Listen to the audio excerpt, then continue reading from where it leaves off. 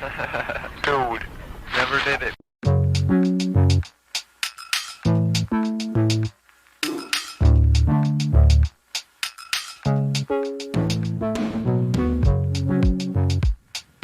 The year is 1959. The movies are Some Like It Hot and House on Haunting Hill. The people are Brad Garoon and Jake Ziegler. This is Never Did It. Trying something new. Probably won't do it again. How's it going, Jake? Good. I'm really excited to talk about both of these movies. I really like both of them. Spoiler alert. Okay, we'll start with the less popular one and then get to the more popular one, as I am wont to do. Jake, I gave you House on Haunted Hill, the 1959 version, obviously, since this is the 1959 episode, starring Vincent Price. Let me talk about it a little bit. Yes. This is a haunted house movie. This is also a whodunit.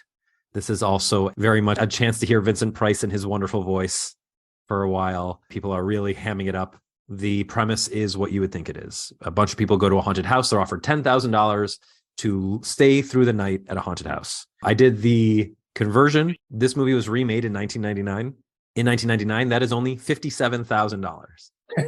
And all I could think was, how cheap are these people's lives that they are willing to stay in this terrifying house?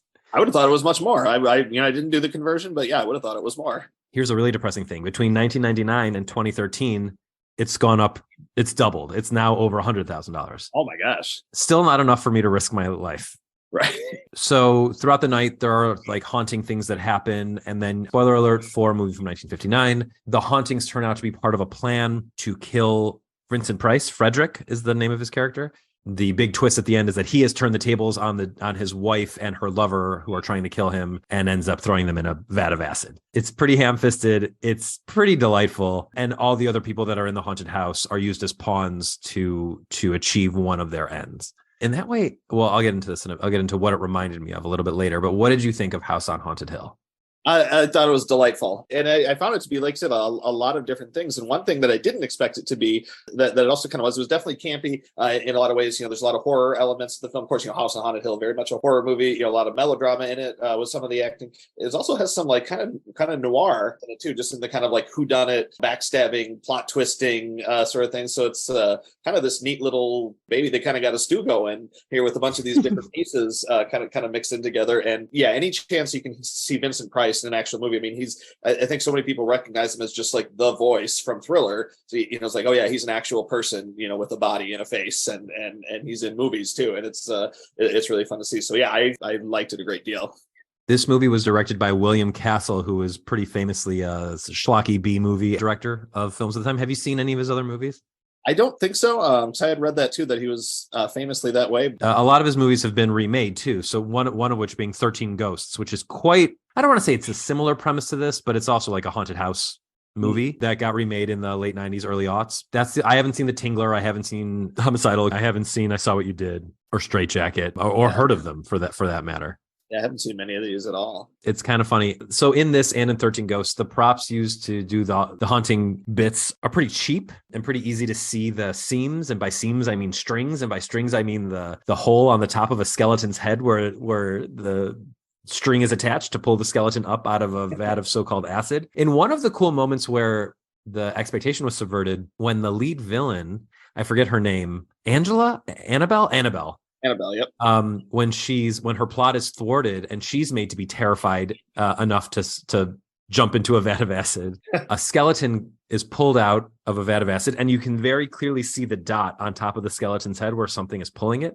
And I was like, oh man, that's so cheap. They couldn't even be bothered to cover that up. And then moments later, it turns out that Vincent Price is using that skeleton as a puppet, and it actually is being pulled out by a string in the movie. Yep. So I was like, okay, totally forgiven. But the main thrust of the movie is that these two people, Annabelle and this psychiatrist who she's in love with, are trying to drive this woman, Nora, in the house crazy enough to be so scared that when she sees Frederick, Vincent Price's character, she'll shoot him, which is what Annabelle and I think his name is David want to happen. Yep. And it does work out. She does shoot Vincent Price, but Price is ahead of them, and he had loaded her gun with blanks. And then he kills them in a vat of acid. The reason I keep saying vat of acid, it is so insane that the central device to kill people in this movie is a vat of acid in the middle of the floor. And I love when they introduce it too. And like, oh, here's this vat of acid. And he pulls like a rat out of a rat trap, and just so they can show everybody what it does. Yep. Which was reintroduced in the movie Who Framed Roger Rabbit, when Judge Doom takes a cartoon shoe that is acting like a rat and throws it in a vat of dip, which is acid. Right. Yeah. I'm pretty sure that's an homage to an umaga, if you will, to Yeah. House on Haunted Hill. So you liked it? I did. Yeah. I just thought it was great fun. Characters I thought I just like how like economical the movie is with its time too. And just kind of how it, like Vincent Price, his character has a name like it's Frederick Lauren, but it's almost like Vincent Price presents House on Haunted Hill. Absolutely. It's almost a scene where he basically walks in and is like, I'm your host for this evening. And it's like he might, he's like looking right at the camera when he says it, so there's like this really camp element to it. And right at the beginning, they introduce the characters as they're driving there, like, this is so-and-so, this is why they need $10,000. And that whole thing takes like maybe a minute and a half, 2 minutes. Then they get to the house and then the scary stuff starts happening. And it just moves real quickly, 75 minutes in and out. And they do a lot with that time. And there's some really cool, like little sequences in it where I remember there's one, I think it's close to the end, where the wife character is where she's trapped in the basement, and there's a bunch of doors down there, and they don't all slam shut at once, but they kind of go like boom, and then the next one goes so it's kind of this cool like, oh, she's where it's not just like all of a sudden you're like boom, oh, you're screwed. It's like this kind of slow realization that all the doors are going to close. And like they had a couple really cool little moments. Yeah, I just think it was a really fun, enjoyable movie that I had never really been on my radar before. I had never seen the remake. It hadn't really occurred to me before. So yeah, I really had a lot of fun with it. So I didn't see the remake either. It was remade in 1999. I watched the trailer for the remake today. It is the most 90s looking movie I have ever seen. It's all Dutch angles. It's all neon lights. Who's in it? Taye Diggs, Chris Kattan. It's Famke Jackson. From Bond, yeah. Bond? James Bond. Oh, yes, from Bond. She is, Xenia Onatopp. Yeah. Ali Larder from Heroes. Oh, yeah. Peter Gallagher from the OC. And then also, for some reason, Jeffrey Rush is the Vincent Price character, and they've changed the character's name to Stephen H. Price in a nice nod. And then Lisa Loeb shows up as in a cameo, which is pretty funny. And her cameraman is James Marsters from all sorts of like B-level movie stuff. And he was, I think, Dr. Doom in Smallville. I could be wrong about who he played in Smallville, but I think in the remake, it's actually a haunted house. I think there are actual ghosts in the remake. There are not in the original. And against the whole point of the movie. Yeah. Well, never let it be said that a horror movie remake didn't understand the point of the original. Alicia Cook Jr., Alicia? Do you know how to pronounce his name? Yeah, no, he's the drunk one, right? The one he owns the house. Yeah, owns the house. I love that guy. He's got to be in like a bunch of movies because as soon as I saw his face, I knew but I couldn't place him. Tons of stuff. He's in The Killing. That's probably what I'm thinking of then. Yeah. Yeah, but he's in tons of other stuff. He's also in he's in Shane, which we'll talk about down the line. He's in Rosemary's Baby. He's in The Maltese Falcon. He plays a villain in The Maltese Falcon, a very funny role. He's like the little thug in Maltese Falcon that Bogart keeps making fun of. He's great. And he's in this as the scared drunk caretaker of the house who also has the last line of the movie, which is pretty neat. Owner of the house. The caretakers, they actually have different caretakers. Yeah. Excuse me. He's the owner of the house. You're right. They left 5 minutes early. Like, are they in on it? Are the caretakers in on the plan? Yeah, I never considered it. Yeah, because they were supposed to leave at midnight, but they left at 11:55. You know what? You should get into the House on Haunted Hill cinematic universe wiki. Sure. See, speaking of wiki, this movie is in the public domain. You can watch it on Wikipedia. Just go to the Wikipedia page for this film, and it's linked. It's streaming there. Anything else you want to say about House on Haunted Hill? I think we've covered it pretty well. I mean, it's not like a particularly deep or but it's just it's a lot of fun. I mean, again, just to see Vincent Price, doing his Vincent Price thing is just it's a treat. Yeah, I really enjoyed this. I gave it 4 stars. Yeah, I only gave it 3. It's a total popcorn movie. It's a great way. Look, the fact that it's 74 minutes is perfect, and the fact that it's available on Wikipedia means if you've got an hour to kill, why not? Yeah. But also why? It'd be a lot worse. You gave me a much more well-known movie, Some Like It Hot. Tell me all about it. Some Like It Hot, yes, very well known, very very popular, with very good reason. I know you like Billy Wilder. I mean, this is a movie that was written and directed by Billy Wilder, who is of course amazing. It stars Jack Lemmon, Tony Curtis, Marilyn Monroe, all very, very, very famous, very funny, very talented. And this movie is just it's a legendary comedy. I think when AFI did their lists, 100 best comedies, whatever, I want to say it was number 1. And if it wasn't, it was certainly, very highly ranked. It pops up on a lot of those polls, greatest comedy ever, greatest screenplay ever. It's been referenced countless times. And it's just a really fun, funny, quick moving movie. It kind of belongs in that category of movies with like Casablanca, where I think like you could almost remake it today and have very few changes, except with maybe nowadays, the men dressing as women for comedy might not play as well, as it did in 1959. But Well, I think it works, and I'll tell you why. And it's the thing that I had to keep reminding myself about this movie. The movie came out in 1959. The movie takes place in the 20s. oh, that's right, yeah. Yeah, so you could do a period piece where the men have to dress like the women to do XYZ. Now, there's a decent amount of gay panic in the movie, and I don't know if you would still do that. Although it does make for the funniest joke in the entire movie, which is at the very end, when Jack Lemmon, who is being harassed in his female guise, is being harassed by this sailor, I don't know, fail son sort of, Yeah. trust Yeah. fund kid who's 55 years old. He's being harassed and sexually harassed by him the whole movie. And at the end, he needs that guy so they can escape the mob, I want to say. The mob, yeah. Every comedy from the 50s and 40s, the mob are the bad guys. Always the mob. Mob doesn't seem very threatening because all these like low level guys like Jack Lemmon can just escape from the mob. Like they don't seem like they're that scary. I mean, to be fair, Tony Curtis is seemed like a more capable person. Although Tony Curtis doing a fake wasp accent this entire movie is the funniest thing. But at the end of the movie, Jack Lemmon finally comes clean to this guy who has now proposed to him that he's a man, and the guy goes, "Nobody's perfect." So that was that's the best line in the whole movie. Best line in the whole movie. I mean, I guess we should say for those who don't know, I mean, if there's anybody listening to this podcast who has no idea what Some Like It Hot is, or please seen it, it's Jack Lemmon and Tony Curtis they're musicians in a band, and they run afoul of the mob.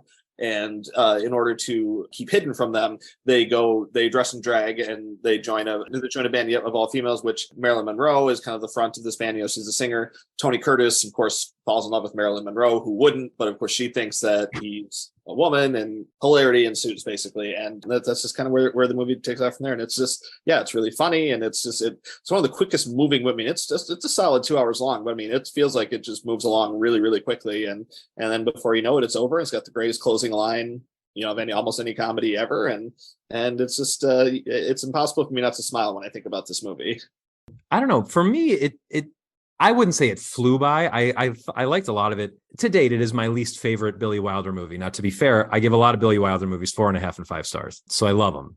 So it's like saying it's my least favorite Denis Villeneuve movie. It's like these are movies that I love, and this one I just loved less. But it is very, very funny. And I thought, I don't know, is this my favorite Tony Curtis performance? Probably. It's certainly a better role for him than Spartacus was. It's better than I haven't seen a ton of stuff with him. It's better than the Agatha Christie adaptation I saw of him on that was like made for BBC. It's late in his career. He's phoning it in. It's definitely better than Lobster Man from Mars. These are the Tony Curtis movies I've seen. Yeah. And then Jack Lemmon is, I think maybe where I didn't totally click with it is Jack Lemmon is not as likable in this as he is in like The Apartment. He's dealing with more. Tony Curtis gets to be chasing Marilyn Monroe throughout the movie, whereas Jack Lemmon is being chased by this little twerp. He's irritated the whole time. Now, that is sort of his charm, but I like movies where he's doing the irritating and not the ones where he's irritating as much. Yeah, but it's Billy Wilder, so you can't really go wrong. I do think it could be remade now. Yeah, and why not? I mean, because of cross-dressing, I think it'd be fine. Okay. Yeah, sometimes I just wonder, I don't know exactly how. What are the rules now?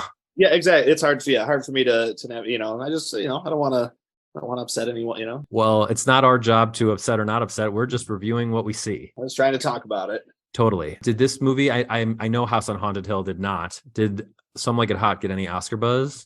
Yeah, it did. It was up for actually 6 back when they did have, they had a couple of categories that had different, or that were split for color and black and white. So for black and white films, it was nominated for Best Art Direction and Cinematography, and it won for the costume design for black and white.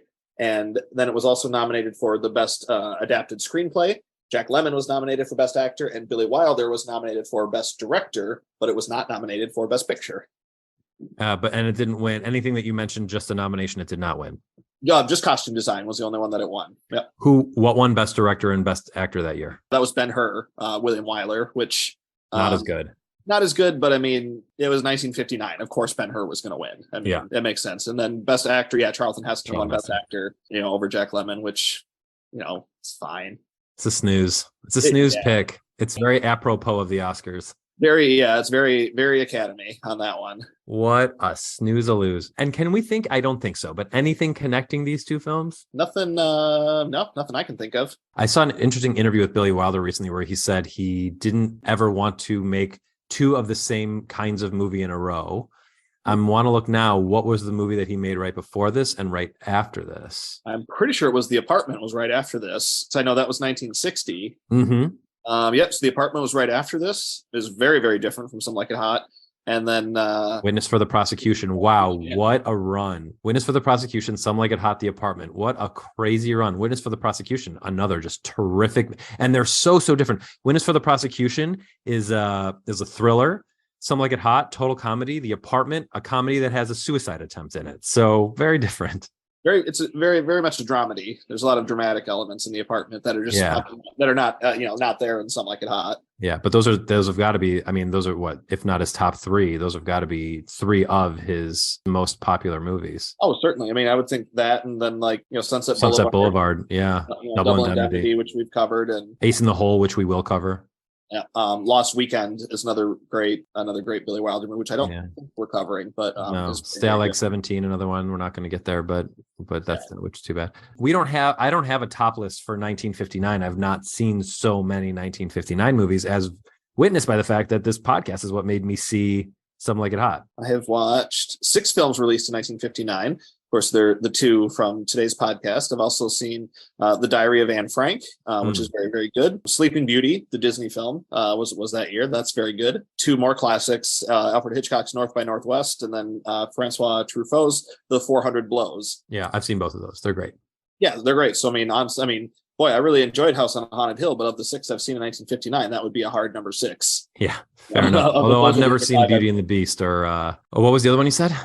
Sleeping Beauty. Oh no, Sleeping Beauty's great. Yeah, I don't know why I thought you said Beauty and the Beast. Yeah, Sleeping Beauty's wonderful. Definitely better than House on Haunted Hill. I would say better than Some Like It Hot. Oh, interesting thing about Some Like It Hot and how it's still relevant. So this is obviously Marilyn Monroe's probably her biggest comedy, if not one of the top 3. It's like this and 7 Year Itch. In Asteroid City, which just came out, Scarlett Johansson's character is very much a Marilyn Monroe analog, and the whole movie they're talking about how she's great in comedies and she should do more comedies.